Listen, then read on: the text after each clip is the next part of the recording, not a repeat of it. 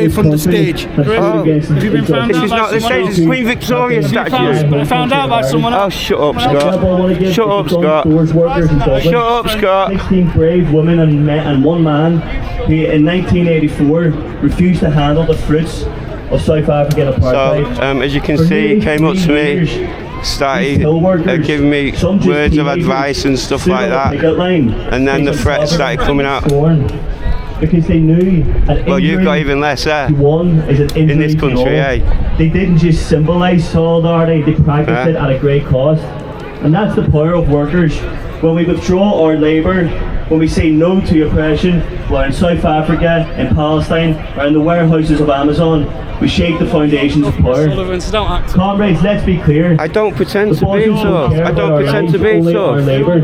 They don't care if we're sick, if we're grieving, if our children go hungry. You see, so long as we show up to work and keep their profits it's flowing. just such That's why an aggressive our greatest power in capitalist societies is they withdraw that labour, is they stop working. Hiya. To withdraw our labour, the strike, is they bring the machinery of greed to a grinding halt. And that's exactly why the ruling class is terrified of strikes, why they suppress solidarity actions and political strikes, and made it harder than ever for unions to fight back. They remember the Dunn Stores workers, and they remember how even the smallest of workers can strike a blow against empire. They remember the miners, the dockers, the print workers who shook this capitalist system to its very core. That's why the ruling class fears and attempts to suppress solidarity actions, because they know if workers in Britain could refuse to handle arms for Israel, if Amazon workers could blockade weapon shipments, if the entire working class acted as one, their wars would crumble. But listen well, laws are written by the powerful to protect their power. As James Connolly said, governments in capitalist societies are but committees of the rich to manage the affairs of the capitalist class. But do you know what actually is illegal? Funding and arming a genocide. So to that we say our solidarity is non-negotiable. When we say we shouldn't take action for Palestine, we say watch us. Because the truth is, if they can stop us from taking action on Palestine, they can stop us from taking action in our own lives. They can stop us from winning. Well, comrades, let's be honest, rallies alone don't win struggles. Much is said in this movement about organising, but do we truly know what organising means? Mobilising the already convinced isn't organising.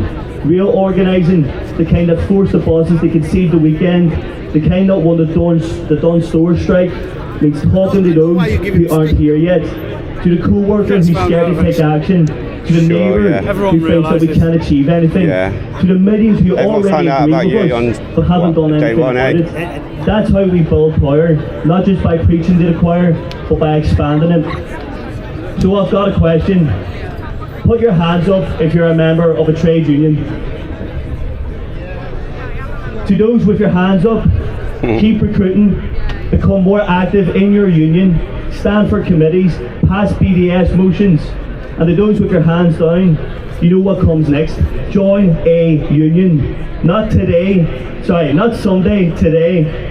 Because the difference between mourning the world and changing it is organised workers. Thank you.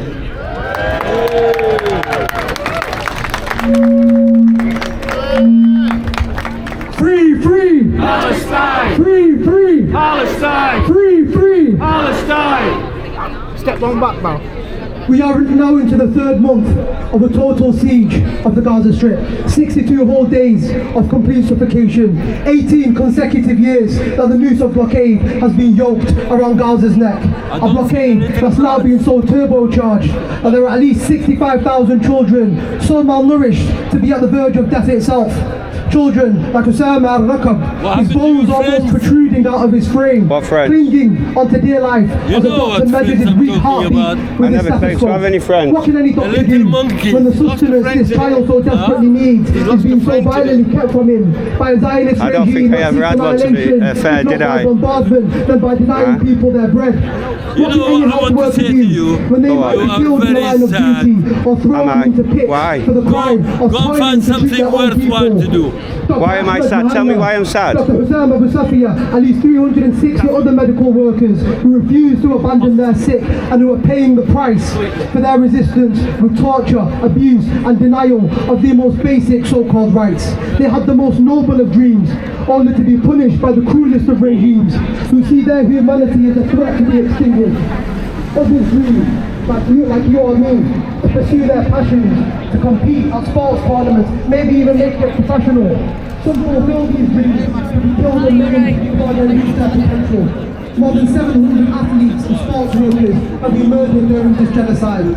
Some represented their clubs on national stages and their country at the highest level. Like Imer, the team, a professional footballer.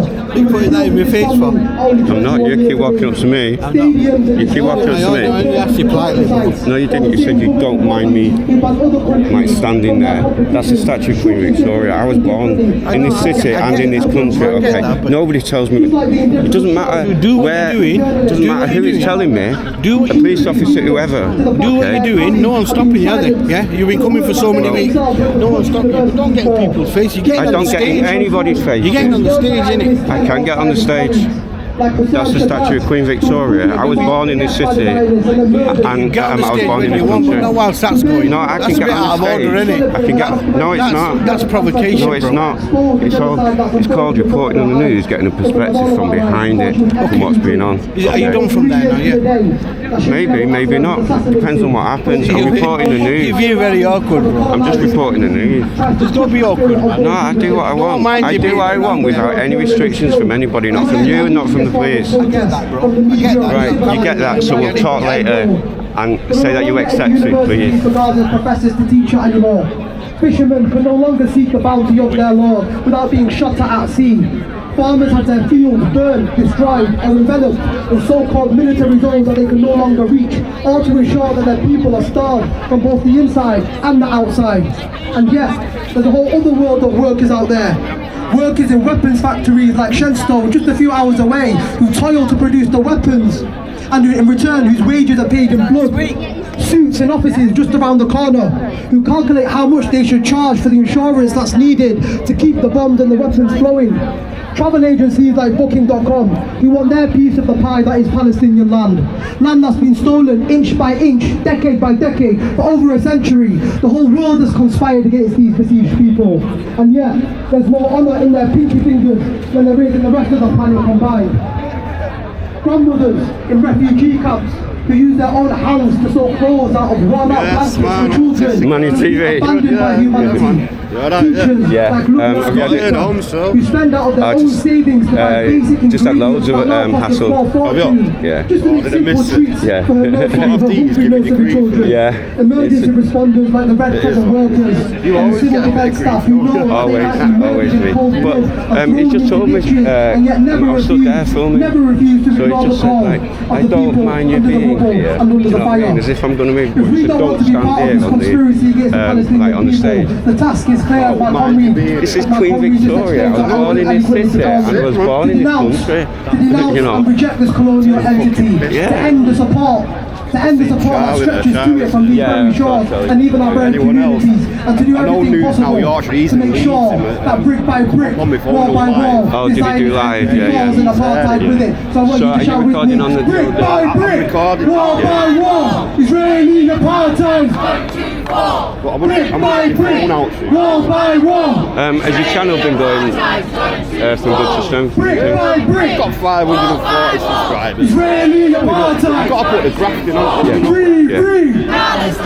Sometimes they like to see the police action to give you respect, you know what I mean? They really like that. A bit of action in it. Yeah, you want to see how you can handle it and stuff, you know?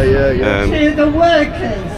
I like doing it, I'm We just getting say started. I was workers, doing it a we few say months. Palestinians. Yeah. But they Enjoy were it, all getting out of the house. individuals We've been doing it for with about 3 years now. Have you? Yeah, in both England and Scotland as well. And they deserve A few, to but be not named. as So many as thank Charlie you. Reid. So I eat half a million, Now, hasn't our last Billy Moore, he's speaker got Yeah. nearly a is a quarter of local it. trade unionist I think he might be here as well, you know. activist I think so. in the NEU and has done a lot of work in Palestine. Do you know, they don't know what to wear when they come out. I'd like It's freezing to this morning. introduce And now it's hot. I know, I thought that. We went to shop.